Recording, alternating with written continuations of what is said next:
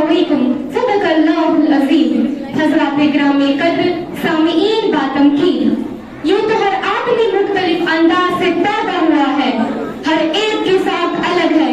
कोई गुस्से वाला है तो कोई ठंडे मिजाज का है, कोई बहुत अखलाकमंद है तो कोई बुरी आदत का मालिक है।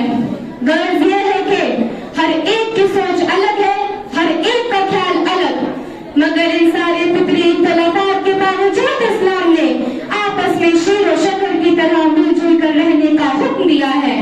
और ये हुक्म दिया है कि अगर आपस में कभी कोई इख्तिलाफात रूनुमा हो जाए तो फौरन सुलह व सफाई करके उस इख्तिलाफात को दूर कर लिया जाए और दिल में किसी तरह का भी बुग़्ज़ कीना ना रखा जाए।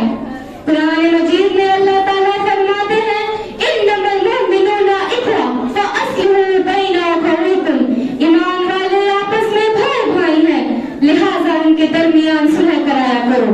सूरह निसा 114 में फरमाया गया, लोगों की खुफिया सरगोशियों में अक्सर और बेशतर कोई भलाई नहीं होती।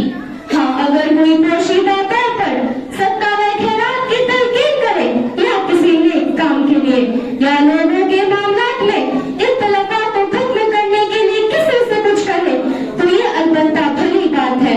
और जो कोई भी ये काम अल्लाह की रज़ा जोई के लिए करेगा उसे हम बड़ा अज्र अता करेंगे।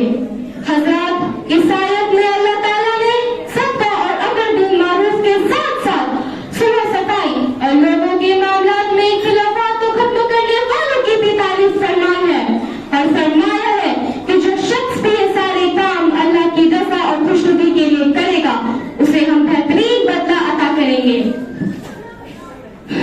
मालूम हुआ लोगों के दरमियान सुलह कराना, आपसी झगड़े को खत्म करने की कोशिश करना और टूटे हुए दिलों को जोड़ना एक बहुत बड़ी इबादत है जिस पर अजर अज़ीम का वादा किया गया है। सुलह कराने की फजीलत का अंदाजा नबी करीम सल्लल्लाहु अलैहि वसल्लम के इस इरशाद ग्रामी से भी लगाया जा सकता है। आपने एक मौके पर सहाबा किराम से फरमाया, क्या मैं तुम्हें ऐसे काम ना बताऊं जो दर्जे में रोजे, सदके और नमाज से भी अफजल हो? हमने अर्ज किया, जरूर बताएं। आपने फरमाया, दो लोगों के दरमियान सुलह करा देना। फिर फरमाया, लोगों के मामलात में फसाद और फूट डालना मुंह ढोने वाली यानी हलाकों पर बात कर देने वाला अमल है। हजरात, आप तो जानते ही हैं झूठ बोलना कितना बड़ा गुनाह है, लेकिन 3 मौके ऐसे हैं जिन पर हुजूर सल्लल्लाहु अलैहि वसल्लम ने झूठ बोलने की इजाजत दी है।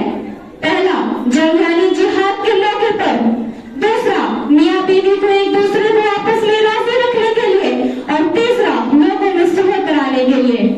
हजरात, आज हमारे माशरे में ये बीमारी बहुत आम होती जा रही है कि अगर हमारा किसी से कोई मामला हो जाता है तो देश के लोग हमें दोनों तरफ से खूब लड़ाते हैं, बीच में फूट डालते हैं।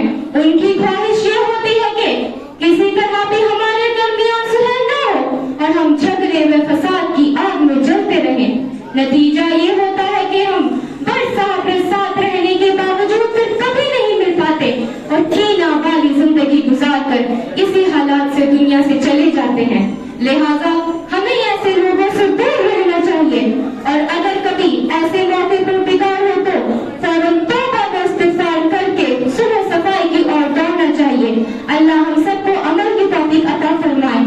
आखिर में मैं शेर के साथ रुखसत होना चाहती हूँ कि थकन ओढ़ कर हम बिस्तर में जाके लेट गए, थकन ओढ़ कर हम बिस्तर में जाके लेट गए, हम अपनी कब्र मुकर्रर में जाके लेट गए। तमाम उम्र हम एक